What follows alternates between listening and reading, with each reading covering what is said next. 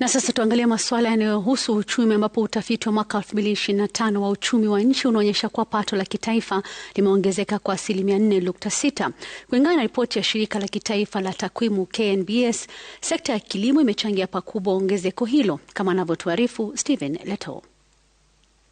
Katika ripoti iliyotolewa hii leo na shirika la kitaifa la takwimu KNBS, utafiti wa kiuchumi unaonyesha kuwa pato la kitaifa mwaka wa 2025 limeongezeka kwa 4.6% ikilinganishwa na mwaka wa 2024 iliyoshuhudia ongezeko la 4.7%. Ikilinganishwa na mataifa mengine barani Afrika katika ukuaji wa uchumi, Kenya ni nambari 3 nyuma ya Nigeria na Afrika Kusini.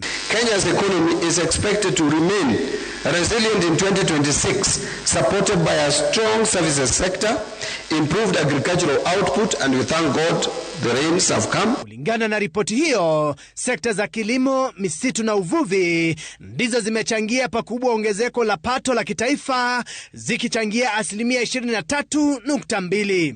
Usafiri na uhifadhi wa bidhaa mbalimbali zikichangia 11.8%. Aidha, kulingana na ripoti hiyo, sekta ya bima imechangia 8.3%. Nafasi za ajira katika sekta ya rejareja ilipanda na kufika jumla ya Wakenya milioni 18.1, huku ajira rasmi ikipanda hadi Wakenya milioni 3.5. New jobs generated in the economy were 822,100 in 2025, with 87.2% of them created in the informal sector.